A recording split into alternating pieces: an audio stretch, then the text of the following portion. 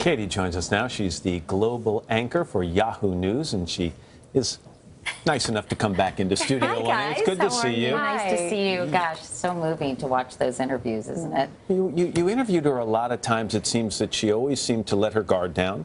You got to see a very soft side of her. What do you remember most? Well, I think, because I met Nancy Reagan right after Jay died in 1998, just a few months afterwards, when she gave me a tour of the Reagan Library.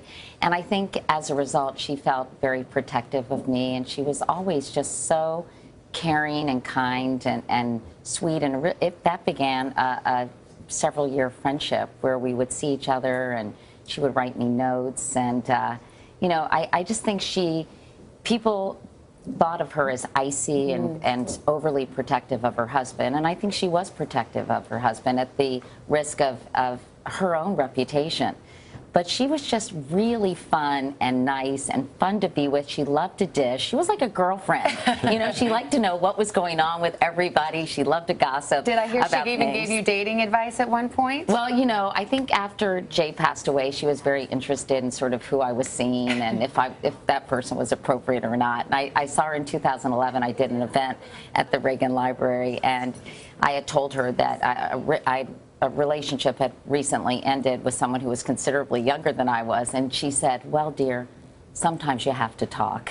And I thought that was so funny. And she just, she dispensed very good advice, I think, throughout our friendship, at least. Those letters that she shared with the world from Ronald to her, and you shared here on this show, sometimes they were so personal and so moving, you almost felt like we shouldn't be hearing them or reading them. Right. They were intimate, but they were so beautiful. And I think one of the things I remember she told me is, some people questioned Ronald Reagan's intelligence and his, ability to really lead the country. And I think this was part of ensuring his image and his legacy after he left the White House. They were so well written. They were so clever. And I remember saying to her, only someone very intelligent could have written these letters, Dear St. Valentine. And so they were so dear and sweet and so well done. So, and I told her every husband in America, or every wife, was thinking, why doesn't my husband write me letters like this? I might have said that to my husband last night as we were falling asleep. She said that it actually had inspired people to start writing love letters to each other. So you too? Yeah.